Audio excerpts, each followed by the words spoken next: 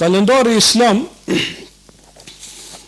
ka filluar që të futet në praktik në kohën e Omer ibn al-Khattabit radiallahu anhu, në khalifetin e Omer ibn al-Khattabit radiallahu anhu.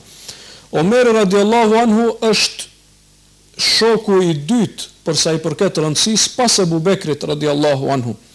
Dhe është prej shokëve të dalluar të Muhamedit alayhis salam.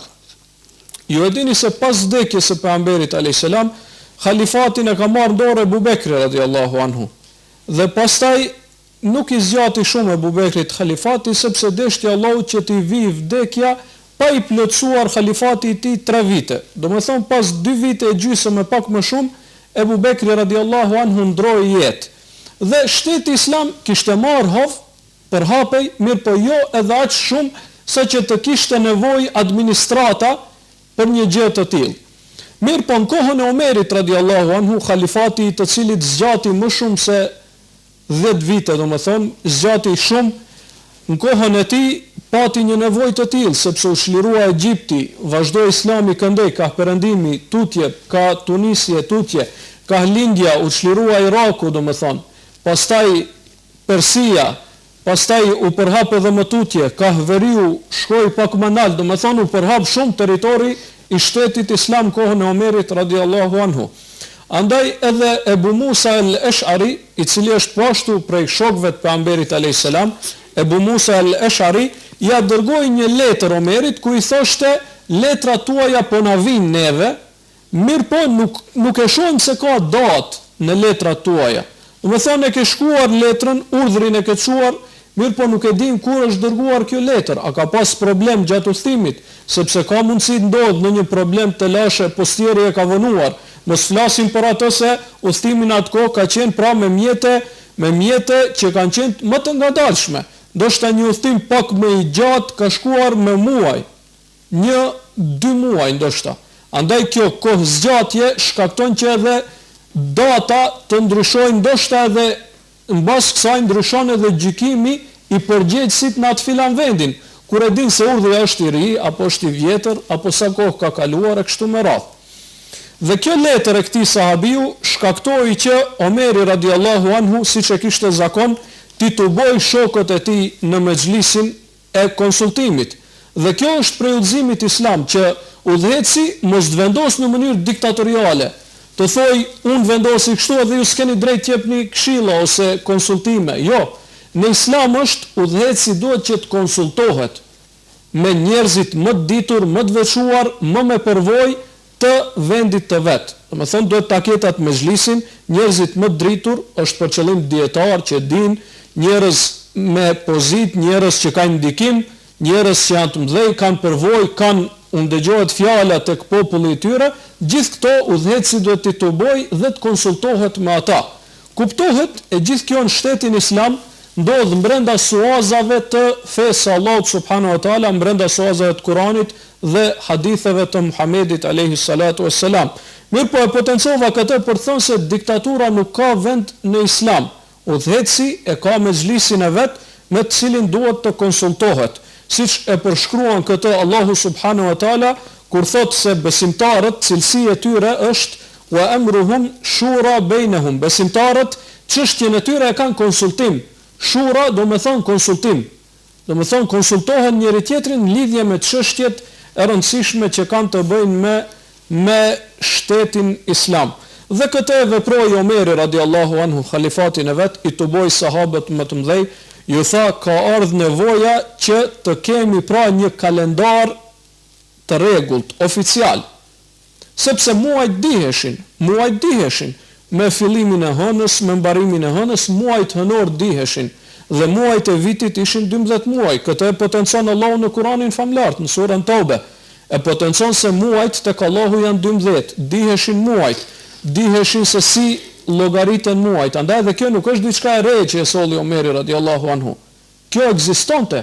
Domethënë bazimi tek hëna për kalendarin, për emërtimin e muajve, për fillimin, fundin e muajve, po ashtu ekzistonte numri i muajve, 12 muaj. Gjitha këto ekzistonin që nga koha e pejgamberit alayhis salam.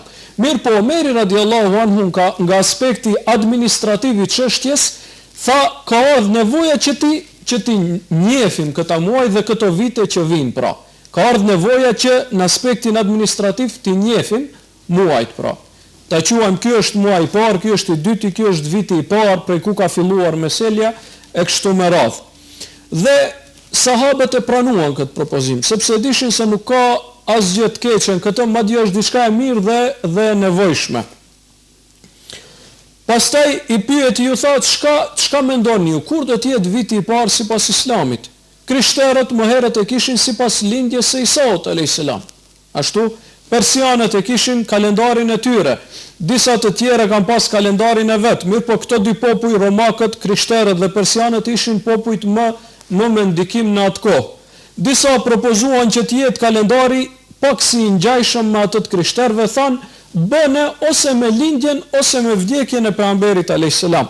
Disa të tjerë propozuan që të jetë pak si i ngjajshëm me të persianëve, disa të tjerë, shumë prej tyre thanë, mendojmë se hijreti është i përshtatshëm për këtë çështje, sepse me hijret ne e formuam shtetin ton, do të thonë hijret u formua shtetin Medine, u formua shoqëria islame, u kompletua feja Allahut subhanahu wa taala. Dhe Omerit radiallahu anhu i pëlqeu ky propozim.